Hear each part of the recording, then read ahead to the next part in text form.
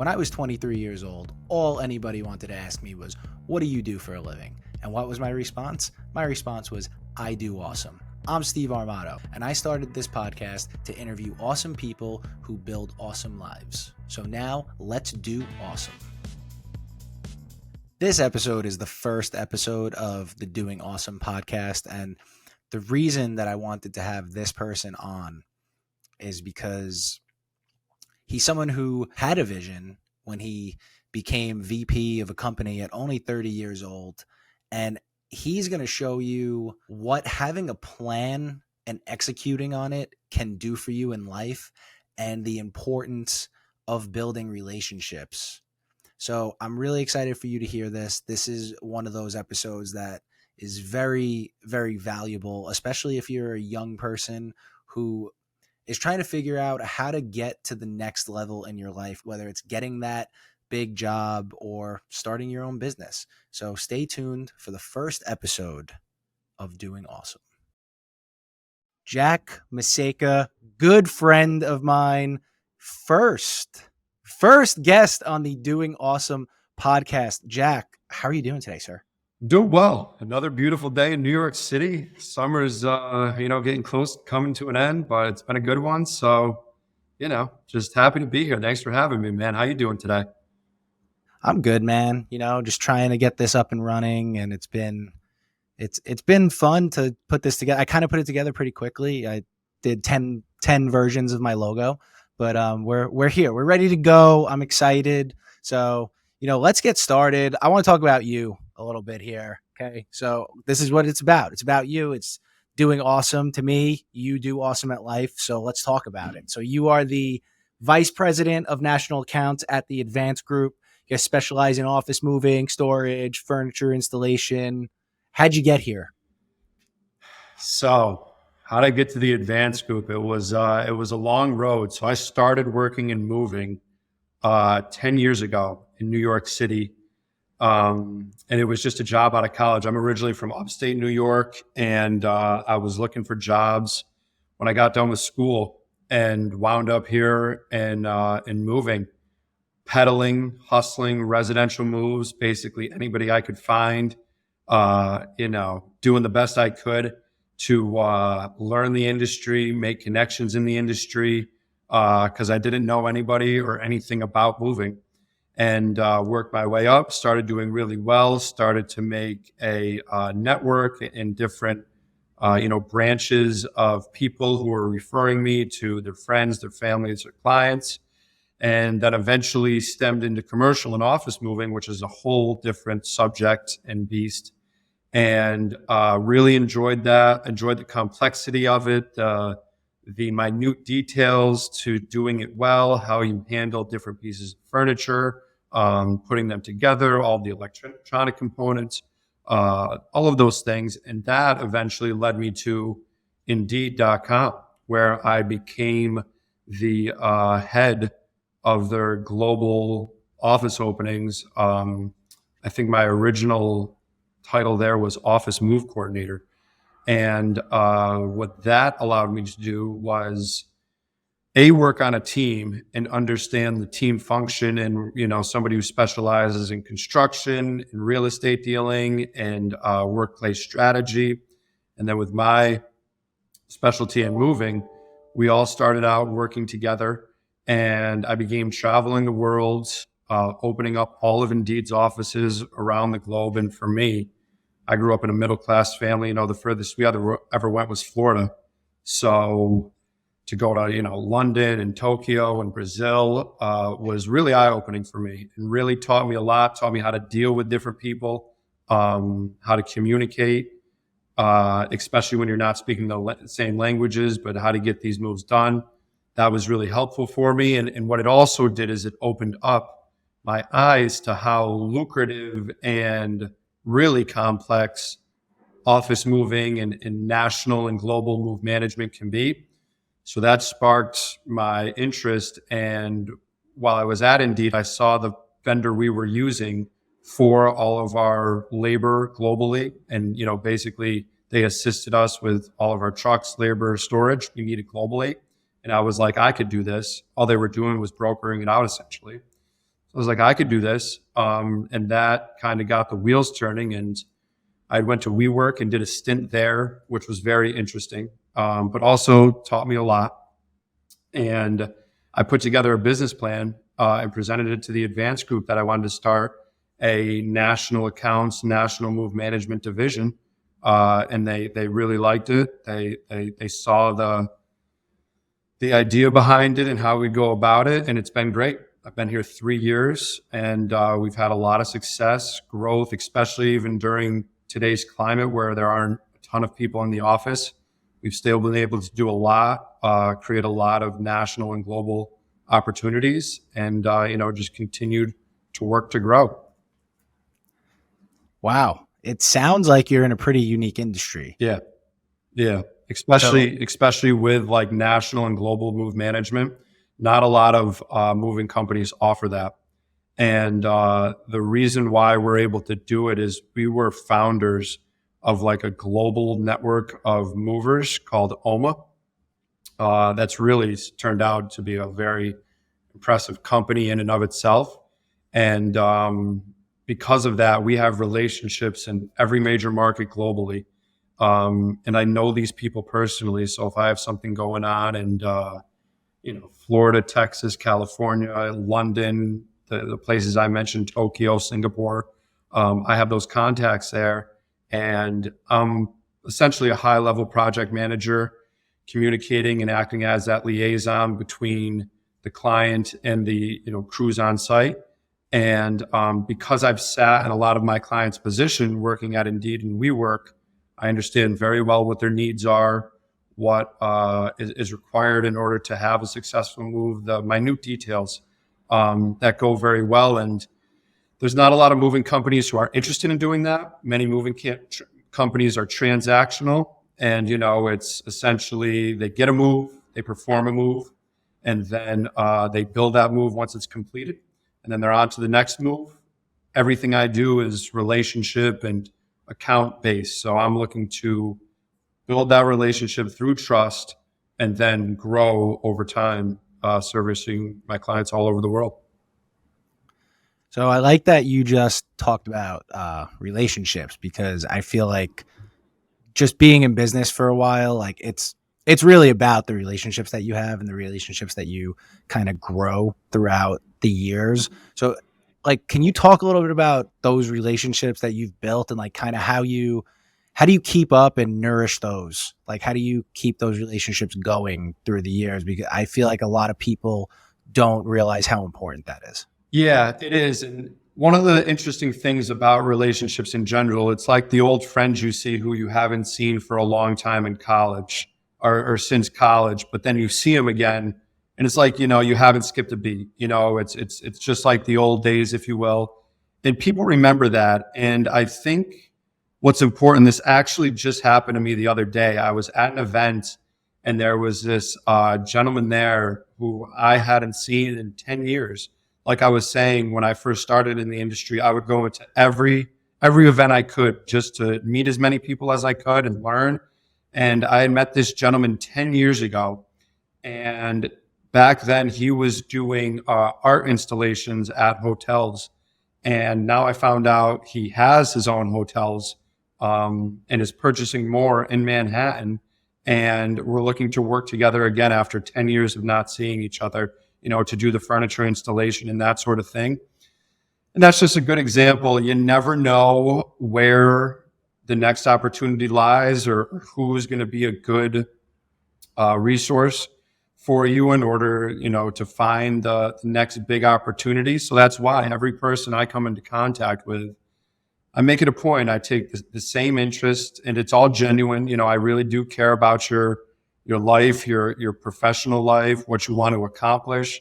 Ambitious people have a way. That's why we're friends of finding each other and working together and helping each other when we can. And that's the name of the game. And as long as you consistently do that over time, because that's how the relationships grow and trust is built and understanding of who the other person is and what they're looking to do, it works. And that's why it's worked very well for me. And I have relationships that go back since, 10 years since I started in this industry that are still helping me today, and vice versa. Yeah, I like that. And it's people don't realize when you meet certain people, like just the like you said, like you have a way people that are like minded have a way of helping each other out in a lot of different ways. And I love how you said that. And I want to go back a little bit. You said you're from upstate New York, right? So how did where you grew up, or how do you think that shaped you, like kind of as you've gone through life here? Yeah, my parents, as it is for most people, were a big impact on my life. I also had a couple of mentors. My next door neighbor was a big mentor for me, and my mother, getting back to always taking interest in other people's lives. That's her to a T. She's somebody who is always so interested in other people and just cares so much about others and helping.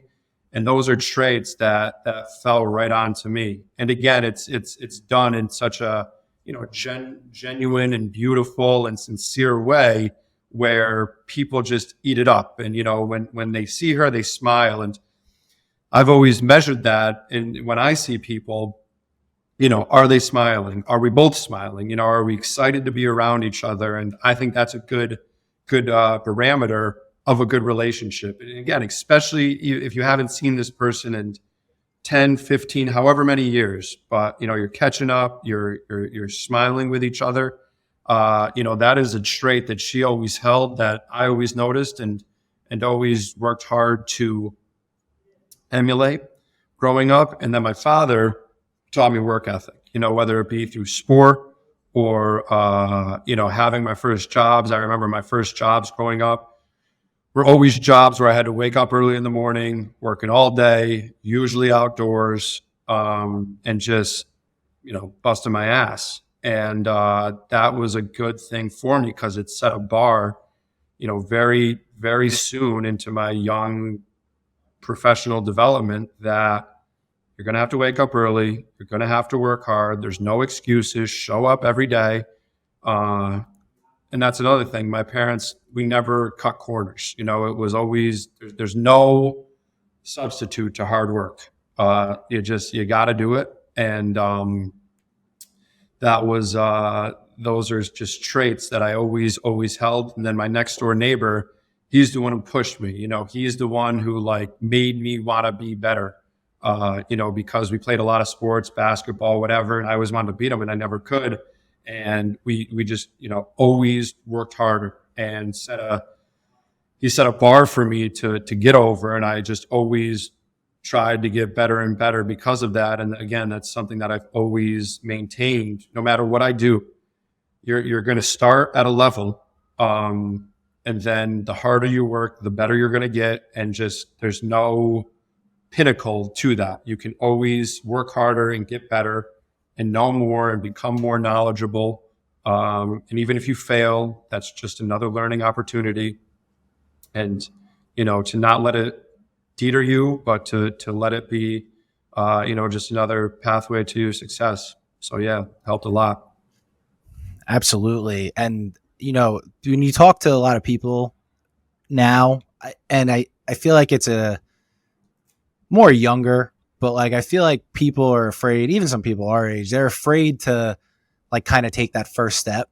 They're afraid to not be an expert immediately. And a lot of people don't realize it takes a lot of work to get to that level to become an expert. And like you said, I love what you said about how, just because you do something and you fail at first, you're still learning from it. And you're not going to start something immediately and be great. Nobody does that. It's like an outlier. It's like, you ever hear the quote, it took me 10 years to become an overnight success. Exactly.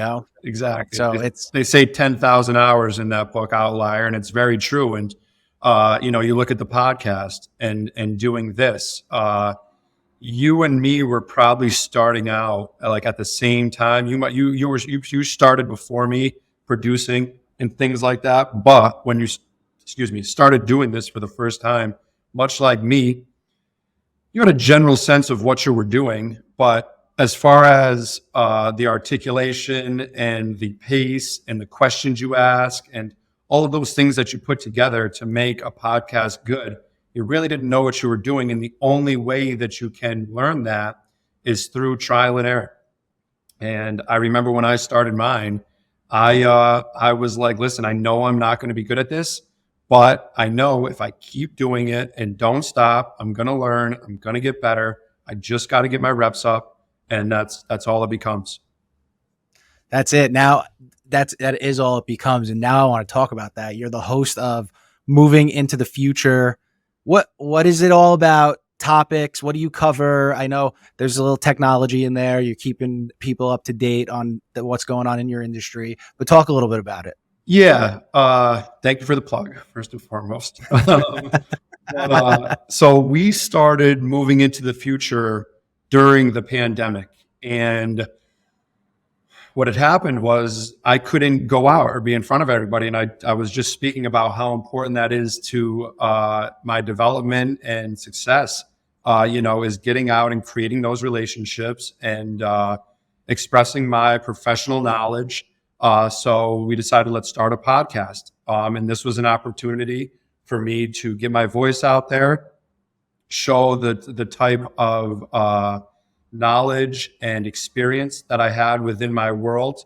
Because I've done so many different things and taking such a unique route, what it allowed me to do, not just on the podcast, but also professionally speaking, is take on different vantage points and understandings and curiosity. My range curiosity is so unlimited because I've done so much within my young career. And this is what the podcast essentially became, whether it's having somebody on who has started their own business. And I think it's something interesting and unique that I'd like to have a discussion about and learn more about. Or it's about somebody who's a partner with me in a different market, but they're also a good friend. And I want to take it as an opportunity to learn more about them, or at least promote them to, those in my network. Because the other thing about doing a lot of national and global work is that you create a national and global network. So I have people in Florida who I talk to that might be interesting to people in California and my listeners there. And it's all about making those connections. There's also, the technology, the real estate aspect of it. What I do is largely based in real estate. So we have professionals on to speak about that. I had a really interesting conversation with one of the most prominent and successful real estate professionals in New York City history about what's going on here with developers and landlords and the hurdles they have to come through and why rent prices are so high. And that was fascinating. And we also got the chance to talk about, how he got to the point he's at, what makes him a good advisor. So that was great. And yeah, it's really all over the board, but it's more so what's interesting to me, and therefore what do I think is going to be interesting to people. And I try to make it very human centric, a little bit like kind of what you're doing here, a look behind the person and what goes into what makes them successful. So yeah, it works out well. Love that. I love that. And, your videos are all over my LinkedIn. I see them everywhere. I see you everywhere. So I like that. I like what I'm seeing out of you. We've talked about this many times at our brief in-person events, but love it. Now let's keep this going here. You're successful. You have great hair. Like, you have better hair. We have a lot of similarities, me and you, Steve. We do have a lot of similarities, but you definitely have me on height by a lot. I'm a short king, so it's not really working too well on height, but everything else, we do have a lot of similarities there. But so you're the VP of a department where you work, right? So you didn't just walk in one day and all of a sudden you're the VP. So what are some things that you had to go through to get to that point? That's a good question.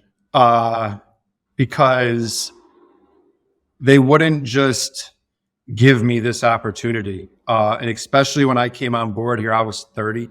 I hadn't been in sales for quite a long time. But one of the things I mentioned already is I had a vision and I had a game plan that I put together from them. I mentioned like a business plan that I put together, and it was clear what I was trying to accomplish would take on a certain level, and title. And how I got to that point was one of the things early that I've known since I was young is that I can sell. I can talk with the best of them. And frankly, up until, I was like 23 or 24, I could BS with the best of them too.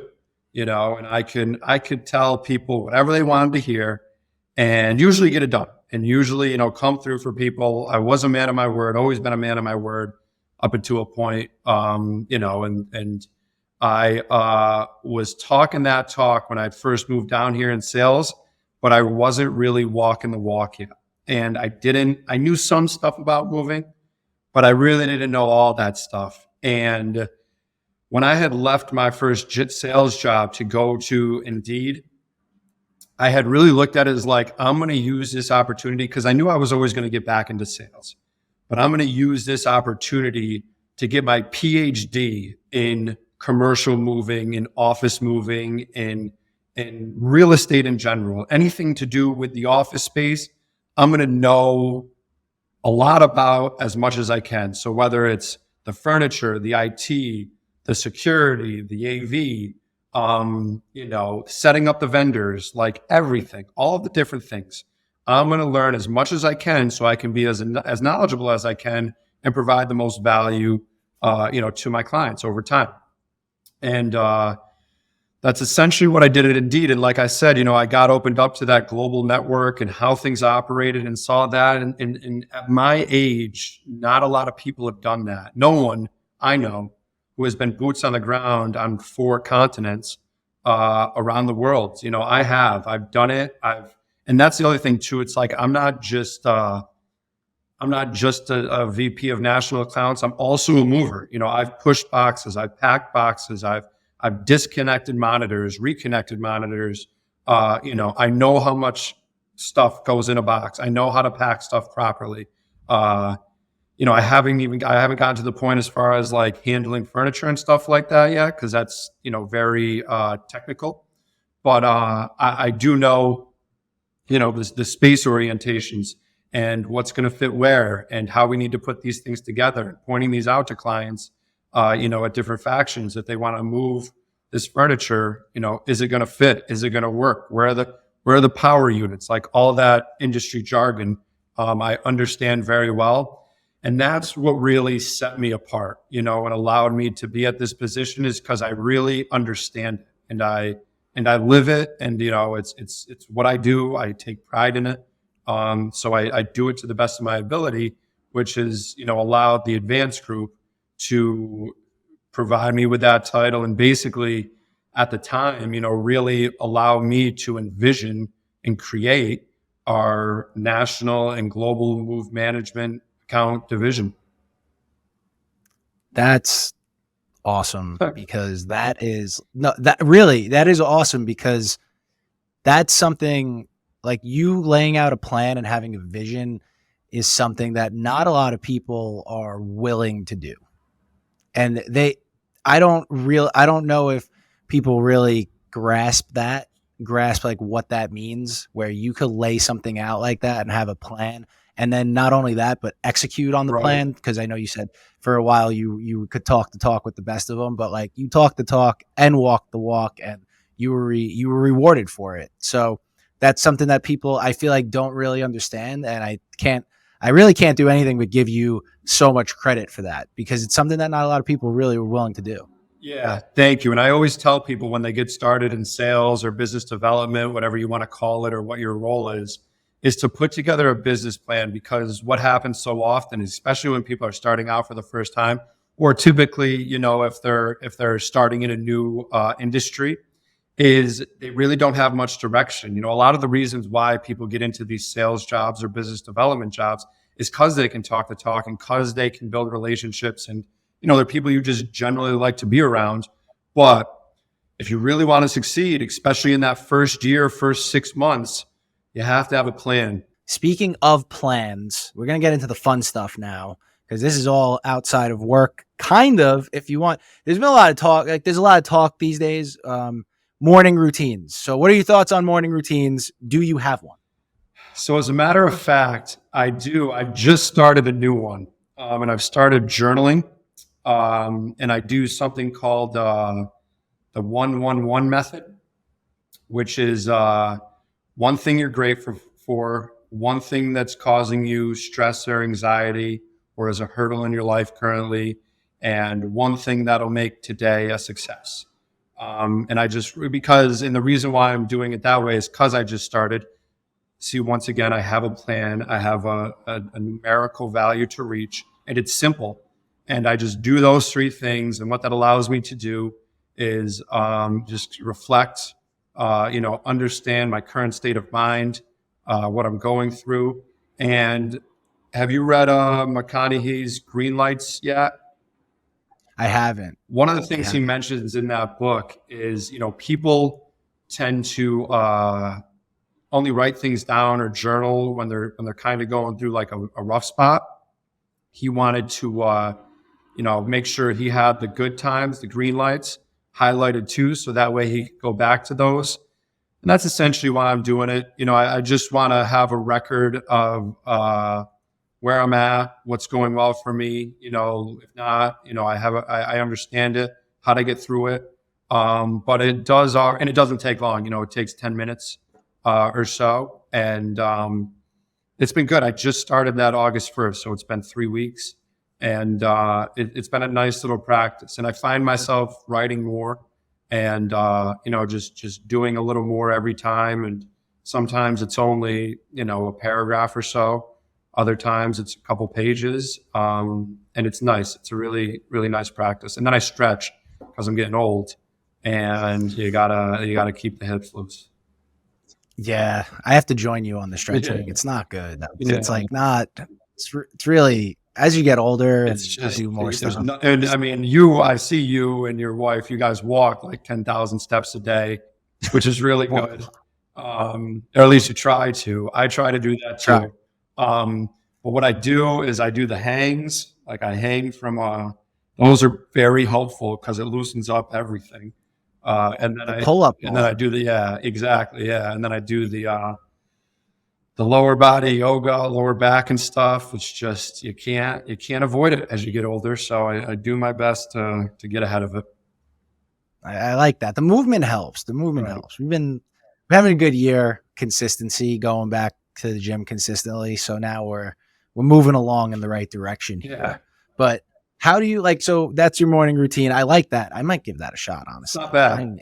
I could send it to you. I need to start. Yeah, I would like to see that because I need to start doing something else because I've been just grabbing my phone immediately and it's not. So good. Those are always my worst days when I do that first. And I've learned to trick my brain. Like when I do it, listen, I still get the journaling in, but sometimes I'll grab my phone first. And like then I'll waste like 5 minutes or whatever jerking around on that thing. And I've realized the later that I grab my phone, and I hide it too. I put it in a drawer so it's not like I don't see it. Okay. The better my mornings and days in general are. So I keep that positive affirmation in my head, like my day is going to be better if I don't. The longer it takes me to look at my phone. And that's been very helpful too. That's a helpful tip. I need to start doing that more. I was doing it for a while and I kind of fell off. I was just going to say that's what happens with me too. It's like an addiction is, you're good for like 2 weeks, but then you hop back on and it's like, it's just, you gotta get over like the 6 month hump and then you're good. I know you got to fight it. So I like that too. But now, so how do you take time? Like a lot of people have different ways of doing it, like, because we're on the phone topic, but how do you take time to disconnect from work, the world? Like, what do you do to disconnect from things? I do love nature, but I'm not around it nearly enough, especially this summer. I was thinking about that. I'm going upstate this weekend. And just to be out of the city will be good. I go to the beach as often as I can, and there I don't have service. So I can't even look at my phone if I want, which is great. And I know it going into it. So that really helps. But then I spend time with people. I have my little brother who I mentor and spend a lot of time with him. I coach a 12-year-old basketball team, which is starting up in 2 weeks. So that'll, keep me occupied. I look to find ways just to keep me occupied, whether I'm playing basketball too, just go down to the park and shoot and play like that. That's really helpful. I cook a lot. You're Italian, you know how it is, making the good sauce and all that. So I do a lot of that. I read as often as I can. I try to read every day, 10 minutes at least, 20 pages, whatever, however I feel like measuring myself. But yeah, those are the way I largely disconnect and just try to get away. Because really during the week I'm on. As soon as I pick that phone up, there's something to be answered. And, as soon as I put it down at night, which is usually around like 8 o'clock before dinner. So yeah, it's those long days looking at that thing. So the sooner I can disconnect, the better. Absolutely. So you mentioned you read a lot. So do you have a book that kind of changed the way you viewed the world? Wow, good question. When I first moved down here, there are a couple books that apply to this, and I'll give you a couple. When I first moved down here, I read the book Think and Grow Rich by Napoleon Hill. You know that one? It's like the first. Yeah, I think it's behind me. Yeah, is it up there? It's somewhere. Yeah, that book, when I was like 23 years old, partnered with just seeing the documentary The Secret, which was popular around that time. And the law of attraction. And what that book taught me is essentially I am capable of accomplishing anything I want in life, anything. And I just moved to New York City where the possibilities are endless. All you really have to do is do it. And we talked about it before. You can't let the fear of failure get in your way. You can't let no get in your way. You just have to, keep progressing and keep improving, and you'll eventually get there. So that book helped me a lot. Recently, a book I read was Atomic Habits by James Clear, which is how I was talking about the phone. And in there's habit stacking and the little tricks you can play on your brain to eliminate bad habits and create new ones. That has been extraordinarily helpful to me in the last year. What else has really been like profoundly helpful? I'll give you a little different one. Anthony Kiedis's, what's it called? Under the Bridge, his autobiography. It was very inspiring because he was a heroin addict. And what I found in his story is even though he had really hit rock bottoms multiple times and come back from it multiple times, he never stopped. And that's something I always remember, like, just don't stop, just keep going. There's going to be hurdles, not as triumphant or as disastrous as his, but as long as you're breathing and as long as you're, alive, just keep going and just keep going. And if you have faith and, if you have the ability to grasp that you're going to get there eventually, it'll all work out. That's great. I like that. I do have some of those books. I have to read Atomic Habits. It really was, profound, life-changing, and extremely helpful for that. I do want to read that one that you just told me. If you haven't read Under the Bridge, first of all, it's just, the Red Hot Chili Peppers, and him coming up in the 80s and the 90s. It's just a great book if you're into the Chili Peppers, and to understand his story and to see what he's accomplished, because he got a raw deal a little bit, his dad was feeding him like China white heroin when he was like 13. And, that's not easy to deal with and to get over, but he did overcome it eventually, gave him the capability to write that book and, accomplished so many great things. He's one of the greatest rock and roll artists of all time. So, it puts into perspective, like, no matter how bad it is, and For him, it can be real bad, like real bad. As long as you have the faith and the willpower, you will eventually get through it. You gotta do it. Yeah, keep going. Right, that's what it is. So I got two more for you, and I'll get you out of here. So this one's important though. What does living an awesome life look like to you? It's really the impact that you can have on others. Whether that's direct or indirect. As I mentioned before, when you see people, and I do measure this, like how often is it when you see people, are they smiling when they see you? That to me is like an awesome life. That's what makes life awesome, because if you're always around people who you're happy to see and are happy to see you, that makes life incredibly fulfilling, and whatever those relationships may be, whether they're professional or personal, or they could be brand new. But like what impact did you leave on them? Whether, like I said, direct or indirect, and what impact has they left on you? And how does that, make you go forward? I think that's, at least for me, what keeps me going and keeps me motivated and makes life fun. That's really what I enjoy about it. That's phenomenal. I mean, I think people do smile when they see you. You're just a good guy. Thank you. Like every time we see you, you're a good guy. We're having a good time. We're just talking about life. So Yeah. it's part of, it's phenomenal. And now this is the last question. It's not as important, but it is kind of important. What's your go-to karaoke song when you're out? I missed karaoke night, that one night. And I did too. I wasn't there. I thought you were No, there. I wasn't there either. Oh. No, I missed it. My go-to karaoke song is usually Billy Joel Vienna. Is definitely a popular one in the Rolodex. Matchbox 20, Real World. It all depends on the crowd and who you're playing to there. I can do any number of Elton John songs. Escape, the Pina Colada song by Rupert Holmes. That's a good one. Yeah. So those are like top three right there is what I ripped off. You have a few. That's great. Yeah. You got to have some in the arsenal because you're right. You do have to read the crowd when you're doing that. Yeah, so absolutely. There you go.